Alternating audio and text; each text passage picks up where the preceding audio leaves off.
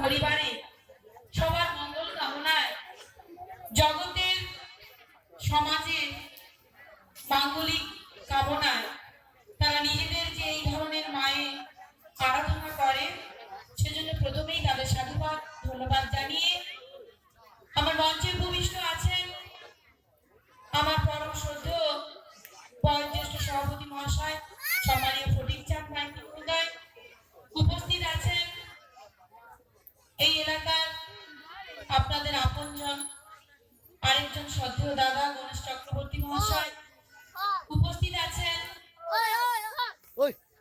আপনাদেরই অত্যন্ত কাছে আরেকজন আপনজন আমার ক্লাসমেট আমার বন্ধু স্বনামধন্য ডক্টর চক্ষু বিশেষজ্ঞ সুমন ধর মহাশয়, উপস্থিত আছেন এই সংঘের সভাপতি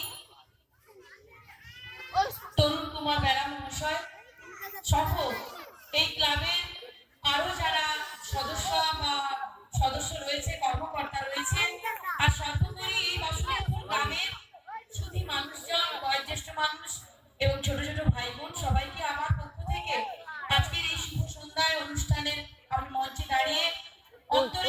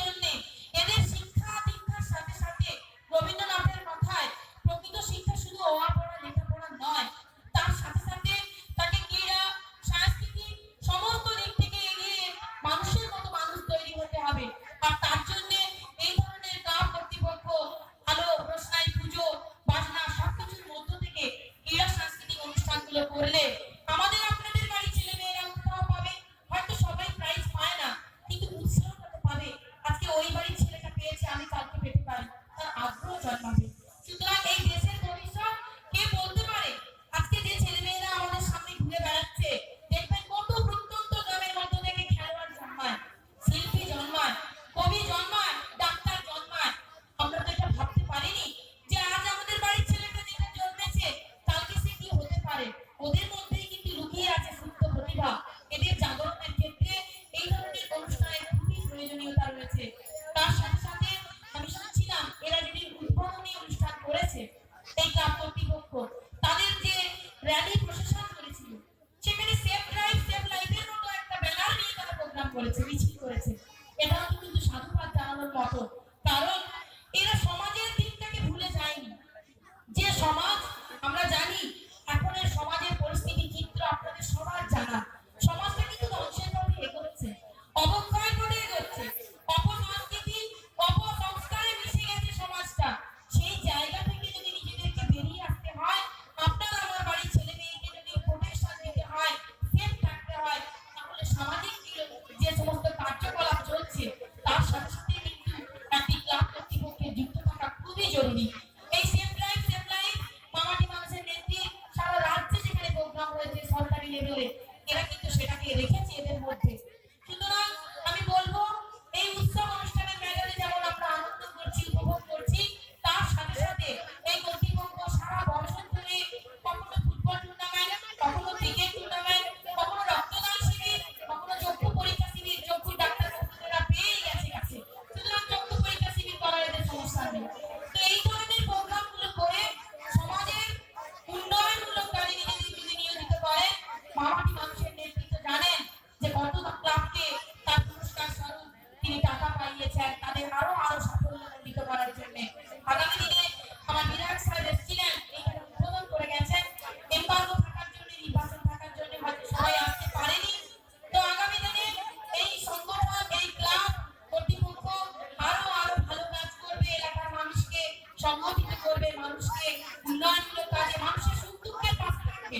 একটি অসুস্থ মানুষকে তার সেবার জন্য তারা নিজেদের নিয়োজিত করবে। না বলছি ফিকে দেবো, ভালো কথা বলি, ফিকে দেবো না বলছি তো একবার। এই এলাকার সমস্ত মানুষজন এবং এদের ক্লাব কর্তৃপক্ষ সবাইকে যথাযোগ্য স্থানে আমার শ্রদ্ধা, শুভেচ্ছা, ভালোবাসা জানিয়ে ঈশ্বর আল্লাহর কাছে কামনা করি এই এলাকার সমস্ত মানুষজন, মাগো তোমার পায়ে আমার আবেদন, আমার নিবেদন, যে সমস্ত মানুষ সুখ দুঃখে এরা যেন ভালো থাকে, যে সুস্থ জীবন যাপন করে, প্রত্যেকটি বাড়ি মা বাবা ছেলে মেয়েদের নিয়ে সুন্দরভাবে জীবন যাপন করে, এই আশীষ মায়ের কাছে কামনা রেখে, আবেদন রেখে, নিবেদন রেখে সবাইকে আমার যথাযথ স্থানে শ্রদ্ধা, ভালোবাসা, অভিনন্দন, শুভেচ্ছা জানিয়ে আমার ছোট্ট কথা রেখে যাচ্ছি।